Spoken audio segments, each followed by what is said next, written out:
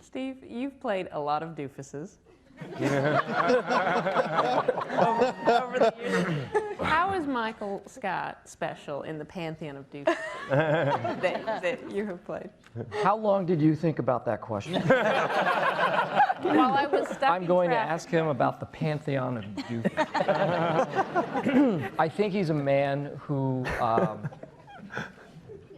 clearly lacks self-awareness. And I've always said that if he even caught a glimpse of who he really is, his head would explode. And actually Ricky said about his character, and I think it applies to Michael Scott too, is that if you don't know a Michael Scott, you are Michael Scott.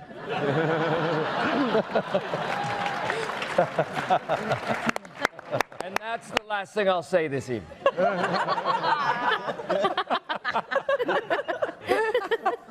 That's all I have prepared.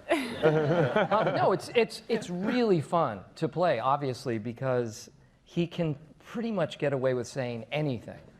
And the way the writers have created the dialogue, he can say the most incredibly offensive things, and yet he in and of himself, I don't think is an offensive person. I don't think the season opener this year was a gay witch hunt, which I really like this episode a lot because it spoke to the fact that Michael is not a homophobe, but he just doesn't understand the world. And they're two very, very different things. It's not that he is intrinsically racist or homophobic or sexist. He just doesn't have a frame of reference. He's not capable of understanding.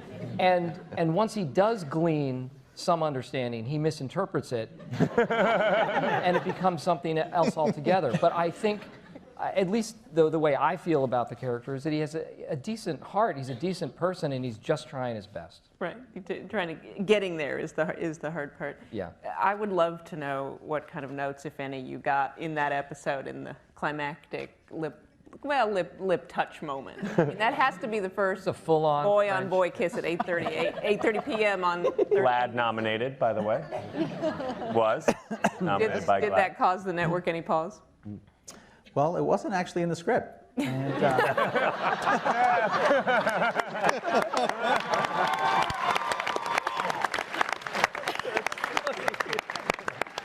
and I'd like to recreate it for you.